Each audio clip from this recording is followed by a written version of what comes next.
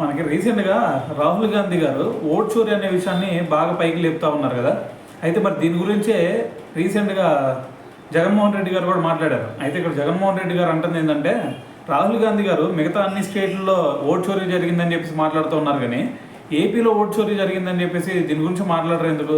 ఎందుకంటే మరి ఇక్కడ చంద్రబాబు నాయుడు గారు, రేవంత్ రెడ్డి గారు, అలాగే కాంగ్రెస్ హైకమాండ్ వీళ్ళ ముగ్గురు కూడా ఒకటే. సో ఇటువంటి సిచ్యువేషన్లో మరి ఎందుకు మాట్లాడతారో, ఖచ్చితంగా మాట్లాడరు అని చెప్పి జగన్మోహన్ రెడ్డి గారు అయితే దీని గురించి మాట్లాడడం జరిగింది.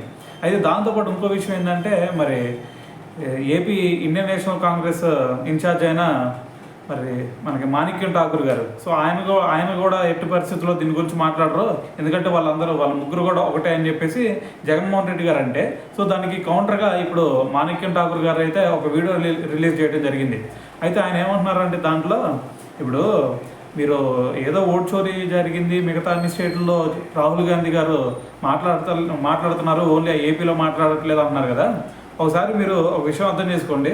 రాహుల్ గాంధీ గారు ఏదో ఒక ఇండియన్ నేషనల్ కాంగ్రెస్ కోసం అని చెప్పేసి ఆయన ఓట్ చోరీ జరిగిందని చెప్పట్లేదు, ప్రజాస్వామ్యాన్ని కాపాడటం కోసమే ఆయన దీన్ని అయితే మాట్లాడటం జరిగింది. సో దాని తర్వాత మీరు కూడా మరి దీని గురించి మాట్లాడాలి అనుకుంటే, రేపు విజయవాడలో కాంగ్రెస్ ర్యాలీ అయితే జరగబోతుంది. సో నిజంగా మీరు ఓట్ చోరీకి సపోర్ట్ చేసే వాళ్ళు అయితే ఖచ్చితంగా రేపు విజయవాడలో ఈ ర్యాలీలో పాల్గొనండి అని చెప్పేసి మరి ఆయన అయితే మాణిక్యం ఠాకూర్ గారు అయితే ఒక వీడియోని అయితే రిలీజ్ చేయడం జరిగిందనమాట.